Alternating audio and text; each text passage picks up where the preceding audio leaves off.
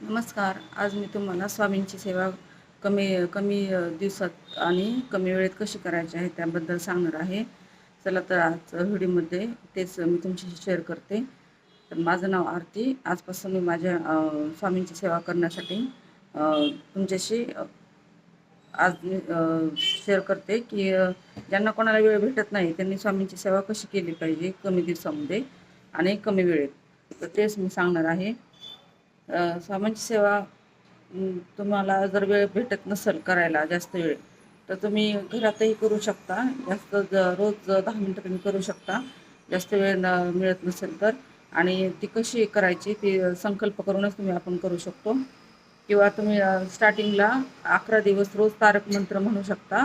ते 10 मिनिटात होतो, पूर्ण होतो तो. त्याच्यानंतर तुम्ही 11 दिवस स्वामींचा जप करू शकता.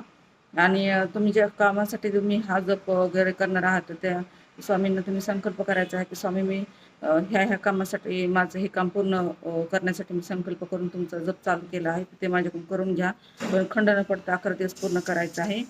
आणि किंवा 11 दिवस तुम्ही स्वामींच्या जसा अमृतही वाचू शकता, रोज एक अध्याय वाचू शकता, किंवा तुम्ही 3ही अध्याय वाचू शकते.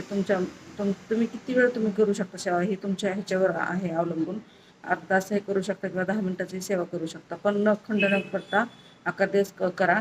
आणि ह्या सेवा केल्यानंतर तुम्हाला काय फरक पडतो तर ते तुम्ही कमेंटमध्ये नक्की सांगा. कारण मी हा सेवा केली आहे, त्याच्यामुळं मी तुमच्याशी माझा अनुभव सांगितला आहे आणि मला हा शेअर करायचाच होता.